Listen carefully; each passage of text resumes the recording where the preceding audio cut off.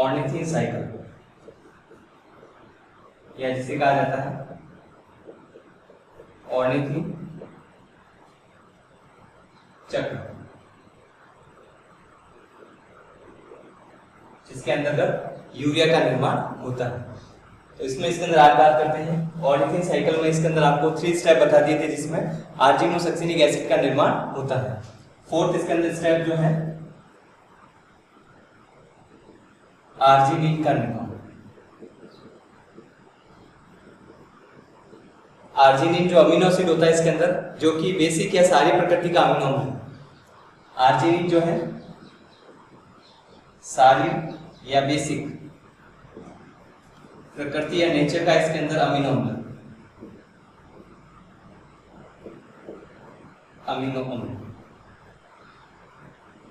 जिसका निर्माण इसके अंदर यूरिया साइकिल या ऑर्निथिन साइकिल के अंतर्गत होता है। उसमें इसके अंदर कह सकते हैं किस प्रकार से ऑर्निथिन साइकिल जो है वह इसके अंदर आर्जिनिन या इसके अंदर कह सकते हैं आर्जिनिन अमीनो एसिड का निर्माण करती है। उसमें आपको बताया गया था कि इसके अंदर आर्जिनिन जो अमीनो अम्ल है, आर्जिनिन अमीनो अम्ल जो पाया जाता है वह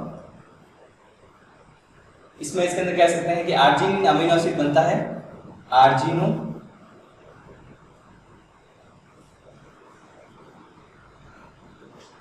आर्जिनोसक्सिनिक एसिड से।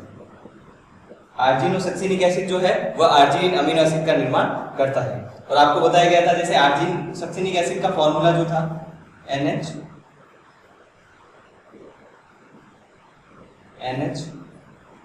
इससे जुड़ा हुआ था।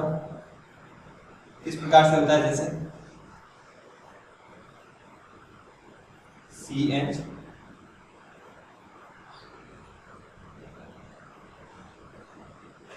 CH2 COOH, और इसके अंदर पाया जाता है यहाँ पर इसके अंदर CH2 CH NH2 और COH। 3 नाइट्रोजन इसके, 1 नाइट्रोजन और 3 नाइट्रोजन इसके अंदर मिलकर 4 नाइट्रोजन इसमें पाए जाते हैं। और इसमें इसके अंदर पाया जाएगा CH2 COH हो गया, और यहाँ पर इसके अंदर कह सकते हैं NH ग्रुप पाया जाता है। R ग्रुप इसके अंदर कह सकते हैं CH2 COH होता है, जो कि एस्पार्टिक एसिड से आया था। ये इसके अंदर जो फॉर्मूला होता है आर्जिनोसक्सिनिक एसिड या जिसे कहा जाता है आर्जिनोसक्सिनिक अम्ल का। इस पर एंजाइम कार्य करता है जिसे कहा जाता है आर्जिनोसक्सिनेज। आर्जिनोसक्सिनेज एंजाइम इसके अंदर आर्जिनोसक्सिनिक एसिड पर कार्य करेगा, जिस कारण H इसके अंदर कह सकते हैं जो कि इसके अंदर पाया जा रहा है यहाँ पर, वह ट्रांसफर होगा NH ग्रुप पर। तो NH ग्रुप पर जब ट्रांसफर होगा तो यहाँ पर हाइड्रोजन आयन कम हो जाएगा, तो इसके अंदर CH और CH हो जाएगा ये, और इसके अंदर यहाँ पर एक H इसके अंदर कह सकते हैं उसकी संख्या बढ़ जाएगी, तो NH के स्थान पर यहाँ पर हो जाएगा NH2। तो कह सकते हैं कि फॉर्मूला जो बनेगा यहाँ पर ये इसके अंदर कह सकते हैं स्ट्रक्चर समान रहेगा, लेकिन यहाँ पर CNH NH2 यहाँ पर NH हो जाएगा, और इसके साथ साथ में एक और कंपाउंड बनेगा जिसको कि फ्यूमरिक एसिड कहा जाता है। तो सबसे पहले तो आर्जिनिन का फॉर्मूला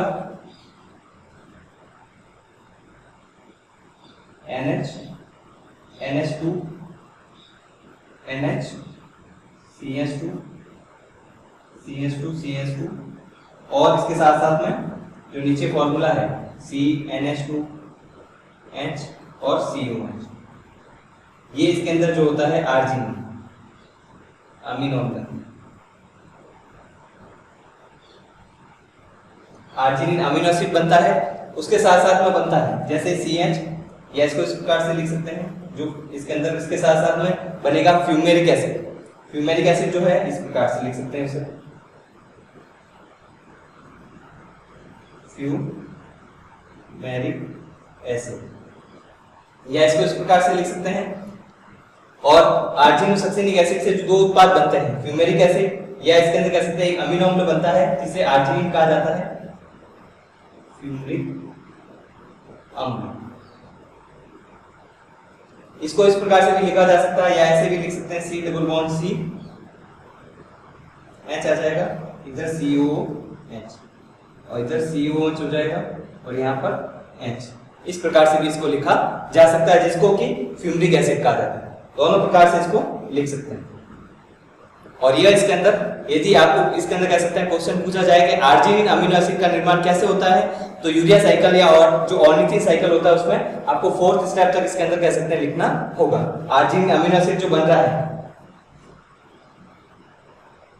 आर्जिनिन अमीनो एसिड का फॉर्मेशन इसके अंदर कह सकते हैं आपको यूरिया साइकिल में 4th स्टेप तक ही लिखना है। यदि यूरिया साइकिल पूछा जाता है, यूरिया इसके अंदर किस प्रकार से बनता है, तो उसमें इसके अंदर आपको कंप्लीट इसके अंदर 5th स्टेप भी लिखना होगा। किस प्रकार से होता है जैसे, और इसमें कह सकते हैं जो फ्यूमरिक एसिड होता है आगे क्रेब्स साइकिल में जाता है, क्रेब्स साइकिल या क्रेब चक्र, इसको क्रेब्स साइकिल में आगे भेज दिया जाता है, जिससे कि इसके अंदर यहाँ पर एटीपी या ऊर्जा का निर्माण हो सके। तो इसमें इसके अंदर कह सकते हैं फ्यूमरिक एसिड को क्रेब्स साइकिल में भेजा जा सकता है। आर्जिनिन तक पूछा जाता है तो आपको यूरिया साइकिल के 4th स्टेप जो है वहां तक इसके अंदर कंप्लीट आपको लिखना होगा। और सभी रिएक्शन इसके अंदर कहां पर हो रही है, एनिमल में इसके अंदर कह सकते हैं लीवर पे पाई जा रही है। 5th स्टेप की बात करें इसमें,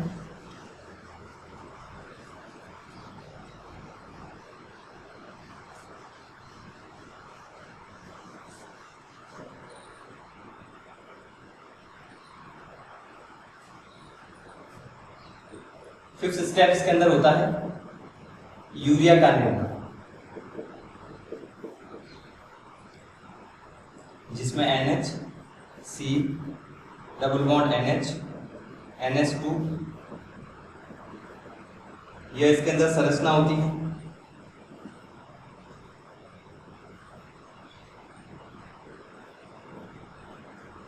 इससे इसमें कोई फर्क नहीं पड़ेगा कि इसके अंदर या कोई इफेक्ट नहीं होगा इस पर कि NH2 इधर है या इधर पाया जाए, NH2 इस पर होना चाहिए। तो 4 इसके अंदर नाइट्रोजन इसके अंदर आर्जिनिन में पाया जाता है। नाइट्रोजन कितने होते हैं, 4। अब इसके अंदर इस पर एंजाइम जो कार्य करता है उसको कहा जाता है आर्जिनेज। आर्जिनिन पर एंजाइम जो कार्य करता है आर्जिनेज। ये सभी इसके अंदर यूरियोटेलिक जो इसके अंदर उत्सर्जन के रूप में या उत्सर्जित पदार्थ के रूप में इसके अंदर यूरिया का उत्सर्जन करते हैं, ऐसे सभी जंतुओं के यूरियोटेलिक जो जंतु होते हैं उसके लीवर में ये एंजाइम पाया जाता है। जंतु के लीवर में या जिसे कहा जाता है यकृत, ये एंजाइम पाया जाता है, आर्जिनेज जिसे कहा जाता है। और यह इसके अंदर कह सकते हैं 4 नाइट्रोजन जिसके अंदर पाए जा रहे हैं। तो यह इसके अंदर अब 2 इसके अंदर प्रोडक्ट में टूटता है, यहाँ पर H2O जुड़ेगा यहाँ या जल का अणु जुड़ता है प्लस। तो जल का अणु जब इससे जुड़ेगा तो किस प्रकार से संरचना होगी, इसको कह सकते हैं कि NH2 समूह यहाँ से जुड़ जाएगा, पीछे क्या बचेगा, यह संरचना बचेगी जिसमें NH2 इसके अंदर यहाँ से जुड़ गया तो यह संरचना जो होगी CH2 CH2 CH2, और इसमें जो इसके अंदर यहाँ पर संरचना जो पाई जा रही है, और इसके साथ में जब NH2 यहाँ से जुड़ जाएगा तो किसकी स्ट्रक्चर होगी वापस ऑर्निथिन की, जो कि वापस आपको साइकिल में बताया था वापस बनता है ऑर्निथिन। पूरा इसका साइक्लिक जो प्रोसेस होता है उसमें, तो यहाँ पर NH2 यह संरचना वापस बन जाती है जिसको ऑर्निथिन कहा जाता है, और C NH2 H COH जिसे ऑर्निथिन कहते हैं। आर्जिनिन अलग होता है, ऑर्निथिन अलग हुआ। ऑर्निथिन इसके अंदर यूरिया साइकिल को स्टार्ट करता है जिसमें चाहिए, जो कि कार्बोमाइल फॉस्फेट से जुड़ता है। और ऑर्निथिन इस आर्जिनिन जो होता है वह अमीनो एसिड होता है, अमीनो अम्ल होता है, जो कि 4th स्टेप आपको किस प्रकार से बनता है वह बताया गया है। ठीक है, इसमें 4 नाइट्रोजन जो पाए जा रहे हैं, 2 नाइट्रोजन तो वापस ऑर्निथिन में आ गए, 2 जो नाइट्रोजन है इसमें पाए जा रहे हैं। अब जो इसके अंदर वाटर का मॉलिक्यूल इससे जुड़ता है, तो वाटर का मॉलिक्यूल एक इस स्थान पर जुड़ेगा, यहाँ पर H हो जाएगा एक, और कार्बन से इसके अंदर कह सकते हैं ऑक्सीजन जुड़ जाएगा, और NH जो है उससे इसके हाइड्रोजन जुड़ जाएगा। तो यहाँ पर NH से NH2 हो जाएगा, यहाँ पर NH NH2 में बदल जाएगा, और C जो है इसके अंदर कह सकते हैं यहाँ पर ऑक्सीजन जुड़ गया तो CO बन जाएगा। तो इस प्रकार से यूरिया का संरचना या स्ट्रक्चर बन जाता है NH2 CONH2, जिसे कि यूरिया कहा जाता है। और यूरिया इसके अंदर कह सकते हैं साइकिल या ऑर्निथिन साइकिल पूछा जाए तो उसमें आपको कंप्लीट 5 स्टेप लिखने हैं, और आर्जिनिन का पूछा जाए तो उसमें 4th स्टेप तक ही आपको लिखना होगा। कंप्लीट स्टेप कौन कौन से एंजाइम्स होते हैं, कहां पर एटीपी चाहिए होता है, कहां पर नहीं चाहिए, ये सभी इसके अंदर आपको लिखना होगा। तो ये इसके अंदर कंप्लीट होता है आपके ऑर्निथिन साइकिल, या जिसे कहा जाता है यूरिया साइकिल भी, या इसके अंदर कह सकते हैं आर्जिनिन अमीनो एसिड का निर्माण करने वाला साइकिल जिसे कहा जाएगा।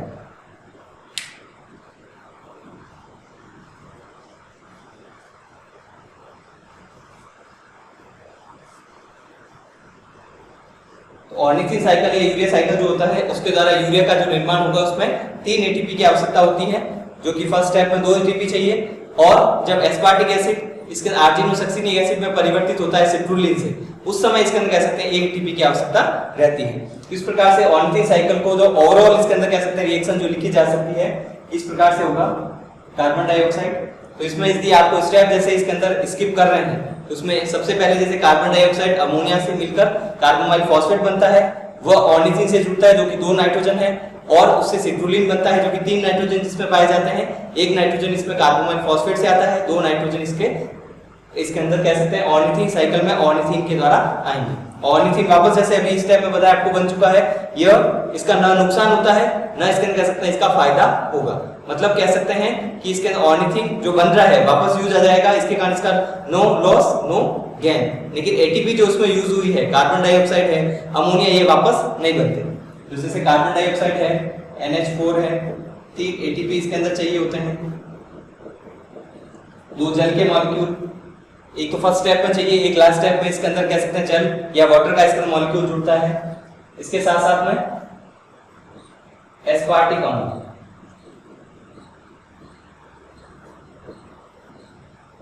एस्पार्टिक एसिड, ये सभी इसके अंदर जब जुड़ते हैं तो यहां पर जो प्रोडक्ट बनता है उसमें यूरिया है, फ्यूमेरिक एसिड है, आर्जिनिन बनता है, लेकिन आर्जिनिन आके वापस इसके अंदर यूज हो जाएगा। उसके साथ साथ में इसके अंदर एटीपी जो इसके अंदर है, 3 एटीपी में से 2 एटीपी में बदल जाते हैं, एक इसके अंदर इनऑर्गेनिक फॉस्फेट बनता है जिसको अकार्बनिक फॉस्फेट कहा जाता है, जिसमें फॉस्फेट इसके अंदर कह सकते हैं एक ही होता है, इनऑर्गेनिक फॉस्फेट जिसे कहा जाता है। प्लस इसके साथ साथ में एक एएमपी बनता है, एडिनोसिन मोनोफॉस्फेट बनेगा, पायरोफॉस्फेट बनता है, इसे कहा जाता है पायरोफॉस्फेट।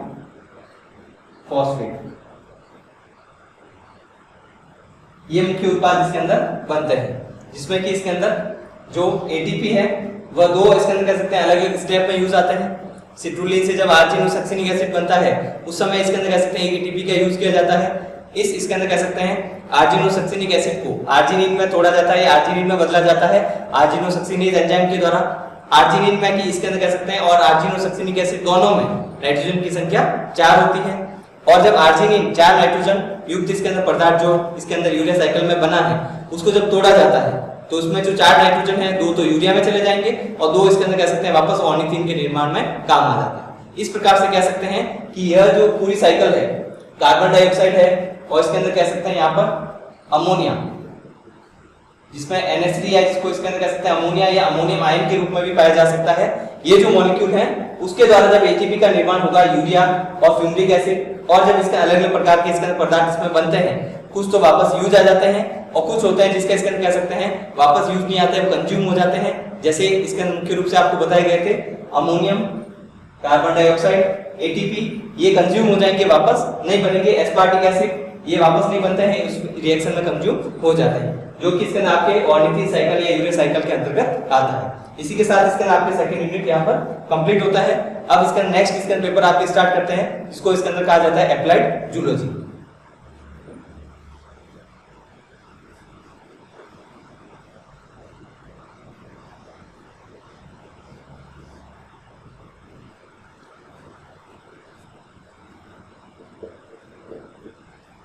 अप्लाइड जूलॉजी, या जिसे इसके अंदर अनुप्रयुक्त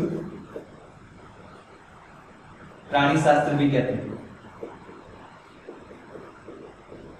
एप्लाइड मींस इसके अंदर जो एनिमल्स इसके अंदर आपने अभी तक फर्स्ट ईयर है, सेकंड ईयर या फाइनल में पढ़े हैं, उसमें जो भी एनिमल्स पाए जाते हैं उसमें डिफरेंट टाइप के सिस्टम है, लेकिन जो एनिमल्स इसके अंदर ऐसे पाए जा रहे हैं वो कोऑर्डिनेट हो सकते हैं, नॉन कोऑर्डिनेट हो सकते हैं, लेकिन उनका क्या इंपॉर्टेंस है मनुष्य के लिए, इसके अंदर उसका क्या यूज है, उपयोग है, उनको इसके अंदर कह सकते हैं एप्लाइड जूलॉजी के अंतर्गत पढ़ा जाएगा। इसमें इसके अंदर आप ध्यान दें कि बीएससी थर्ड ईयर जो है इसमें इसके अंदर कह सकते हैं जो थर्ड पेपर है आपका इसके अंदर वह एप्लाइड जूलॉजी है, लेकिन बीएससी बीएड जो थर्ड ईयर होगा उसमें इसके अंदर कह सकते हैं आपके एप्लाइड जूलॉजी नहीं है, वह फर्स्ट पेपर इसके अंदर जो फर्स्ट ईयर का आएगा जहां सेल बायोलॉजी और जेनेटिक्स के साथ में पढ़ेंगे। ये इसके अंदर कह सकते हैं बीएससी बीएड थर्ड ईयर में इसके अंदर एप्लाइड जूलॉजी जो पेपर है आपके नहीं है, उसमें इसका सेल बायोलॉजी और जेनेटिक्स है जो कि इसके अंदर आपके first paper BSc first year का जो थर्ड पेपर है वह होगा, इसमें एप्लाइड जूलॉजी आपके नहीं आएगा। तो इसको इसके अंदर कह सकते हैं बीएससी बीएड थर्ड ईयर में नेक्स्ट इसके अंदर जो कंटिन्यू करेंगे सेल बायोलॉजी और जेनेटिक्स के टॉपिक्स वह कंटिन्यू करेंगे, एप्लाइड जूलॉजी इसके अंदर आपके इस थर्ड ईयर में नहीं आएगा। तो इसमें इसके अंदर पढ़ेंगे बीएससी इसके अंदर कह सकते हैं एप्लाइड जो जूलॉजी है इसमें जो भी एनिमल कोऑर्डिनेट पढ़ते हैं या नॉन कोऑर्डिनेट पढ़ते हैं, इसमें कौन कौन से इसके अंदर एनिमल्स या एनिमल जो इसके अंदर पाए जाते हैं उनका इसके अंदर आपके जीवन में क्या उपयोग है, उनको इसके अंदर कह सकते हैं उपयोग इसके अंदर कह सकते हैं या उसके द्वारा क्या यूज होता है, उसका जब यूज होगा तो किस प्रकार से इसको बड़े लेवल पे या लार्ज स्केल पे इसके अंदर कह सकते हैं उनका प्रोडक्शन किया जा सकता है या उनसे इसके अंदर कह सकते हैं उनके उत्पाद को लिया जा सकता है या उनके प्रोडक्ट को लिया जाता है। इसमें मुख्य रूप से एप्लाइड जूलॉजी में पढ़ते हैं।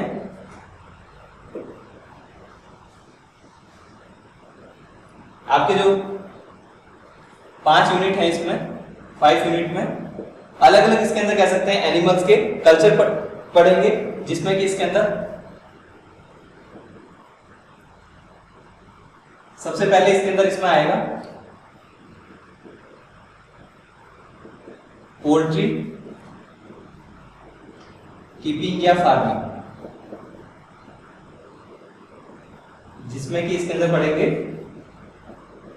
मुर्गी पालन। और मुर्गी पालन क्यों किया जाता है, किस लिए किया जाता है या इसका क्या महत्व होता है।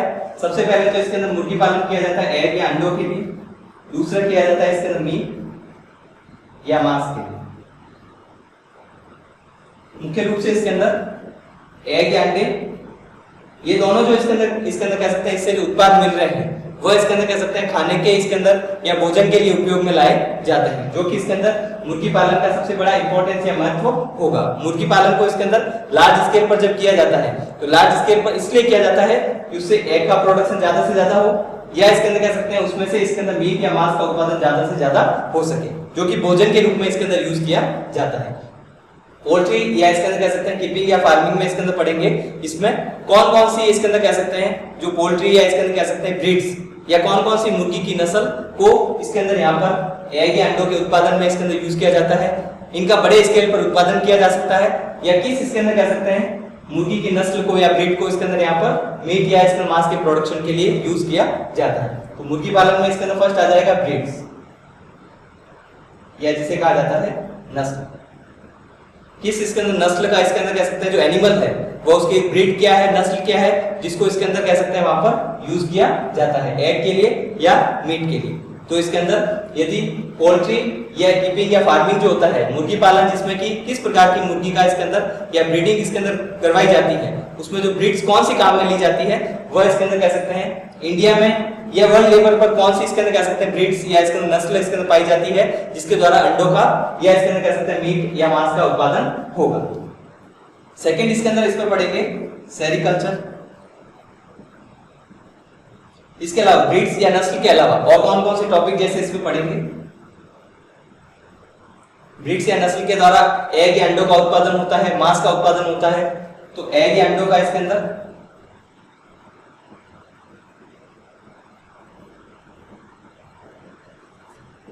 मैनेजमेंट या प्रबंधन कैसे किया जाता है।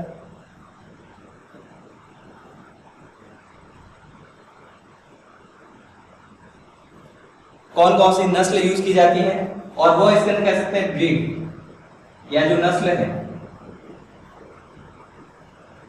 इनमें इसके अंदर कौन कौन सी डिजीज हो सकती है, कौन कौन से रोग इसके अंदर पाए जा सकते हैं, उनको कैसे इसके अंदर क्योर किया जाता है, उसका उपचार किस प्रकार से किया जाता है, वह भी इसके अंदर कह सकते हैं पोल्ट्री कीपिंग या इसके अंदर फार्मिंग के अंतर्गत पड़ेंगे। या इसके अंदर इसमें जो मुर्गी पालन किया जाता है बड़े स्केल पर जब किया जाता है तो उसका हाउस किस प्रकार से बनाया जाता है, किस प्रकार की साइज होती है, कैसे इसके अंदर कह सकते हैं उसके मुर्गी पालन में उस मुर्गी को उस हाउस में सुरक्षित कैसे रख सकते हैं, ये सभी इसके अंदर कह सकते हैं मुर्गी पालन जो या पोल्ट्री इसके अंदर कीपिंग के अंतर्गत पड़ते हैं। सेकंड जो होता है सेरिकल्चर या जिसे कहा जाता है रेशम कीट पालन। कौन कौन सी इसके अंदर कह सकते हैं नस्ल या जैसे इसके अंदर सेरिकल्चर जो है कौन कौन सी स्पीसीज है एनिमल की जिसके द्वारा इसके अंदर रेशम प्राप्त हो सकता है या जिसे कहा जा सकता है इसके अंदर किसके द्वारा सिल्क या रेशम का उत्पादन होता है। कौन कौन से ऐसे इंसेक्ट है आर्थ्रोपोडा के कौन से जंतु है जिसके द्वारा इसके अंदर यहाँ पर सिल्क या रेशम का इसके अंदर उत्पादन किया जाता है। तो सिल्क क्या इसके अंदर रेशम का उत्पादन या प्रोडक्शन करने वाले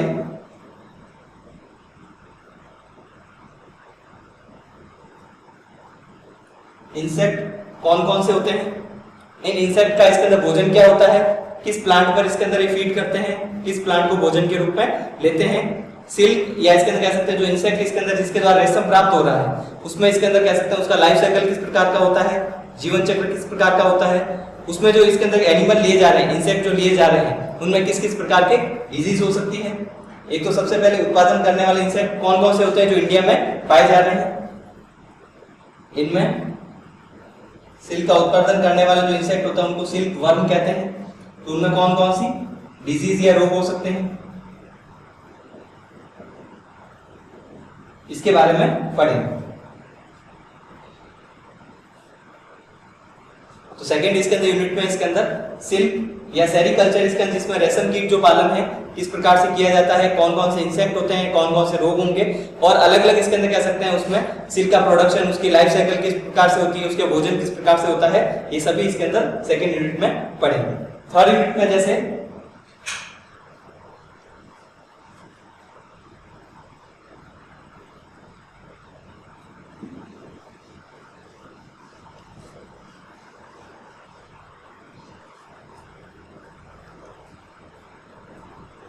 थर्ड यूनिट में पढ़ेंगे इसके अंदर एपीकल्चर या जिसे कहा जाता है मधुमक्खी पालन। थर्ड यूनिट में इसके बारे में पढ़ेंगे जिससे के द्वारा इसके अंदर मधुमक्खी के द्वारा इसके अंदर हनी या शहद और दूसरा इसके अंदर पदार्थ है जिसे मोम कहा जाता है वह प्राप्त होता है। वह इसके अंदर लार्ज स्केल पर किस प्रकार से किया जा सकता है। अपने आसपास जैसे देखते हैं मधुमक्खियां इसके अंदर जो पाई जाती हैं जो मुख्य रूप से इसके अंदर हनी या शहद बनाती है वह स्पीसीज जो होती है इसके अंदर एपिस इंडिका या इसके अंदर कह सकते हैं जो कि मुख्य रूप से इंडिया में पाई जाती है एपिस सेरेला इंडिका कहलाती है। स्पीसीज इसके अंदर कौन सी है, कौन कौन से इसके अंदर इंसेक्ट है जिसके द्वारा मिलेगा, मुख्य होती है इसके अंदर एपिस सेरेला इंडिका। इसमें भी अलग अलग जो स्पीसीज है जाति है इसके अंदर पाई जाती है। उसमें इसके अंदर जो एनिमल पाए जा रहे हैं उसमें मेल फीमेल और थर्ड इसके अंदर वर्कर होते हैं। उनमें क्या क्या अंतर पाया जाता है, वर्कर्स या जिसे कहा जाता है श्रमिक।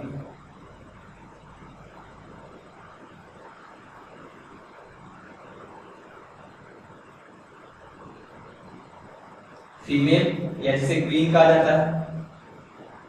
मेल जो होता है इसके अंदर इसमें या जिसे नर कहा जाता है। मेल है, फीमेल या क्वीन या वर्कर्स या श्रमिक जो होते हैं इसके अंदर उनका आइडेंटिफिकेशन कैसे किया जाता है। एक इसके अंदर मधुमक्खी या हनी भी इसके अंदर कह सकते हैं जब ग्रुप या समूह में पाई जाती है तो एक हाइव या छत्ते का निर्माण कैसे करती है। आर्टिफिशियल रूप से जो कि नेचुरल या प्राकृतिक रूप से चारों ओर इसके अंदर देखते हैं कि इसके अंदर मधुमक्खी छत्ता बनाती है, लेकिन आर्टिफिशियल या कृत्रिम रूप से छत्ते का निर्माण किस प्रकार से किया जाएगा, कैसे उस छत्ते की सुरक्षा की जाती है, कैसे उस इसके अंदर कह सकते हैं एक बार मधुमक्खी इसके शहद बनाने के बाद में आर्टिफिशियल जो छत्ता आपने बनाया उसमें से कैसे शहद को एक्सट्रैक्ट किया जाता है, बाद में उसकी कैसे प्रोसेसिंग की जाती है, ये सभी इसके अंदर आप पढ़ेंगे थर्ड यूनिट। एपीकल्चर जिसे कहा जाता है मधुमक्खी पालन। तो एक तो हो गया इसका मुर्गी पालन, एक रेशम कीट पालन, थर्ड इसके अंदर होता है यहाँ पर पढ़ेंगे मधुमक्खी पालन, फोर्थ यूनिट जो है उसमें बात करेंगे पेस्ट मैनेजमेंट, या जिसे कहा जाता है कीट प्रबंधन।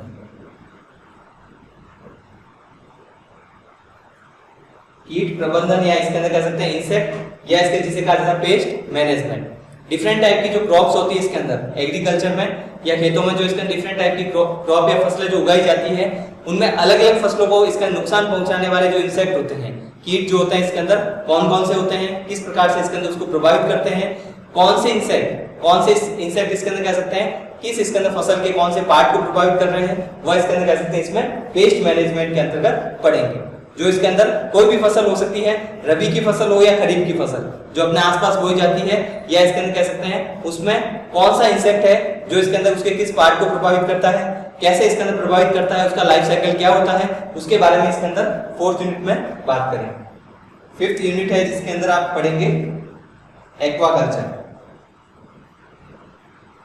एक्वाकल्चर जो है यह जिसे कहा जाता है जलीय संवर्धन। जलीय संवर्धन में इसके अंदर लार्ज स्केल पर जैसे पिसीकल्चर किया जा सकता है, मछली पालन किया जा सकता है, और इसके अलावा मोलस्का के जैसे जंतु है जो जल में पाए जाते हैं, उनको इसके अंदर कह सकते हैं कल्चर किया जा सकता है, पाला जा सकता है, संवर्धन कर सकते हैं।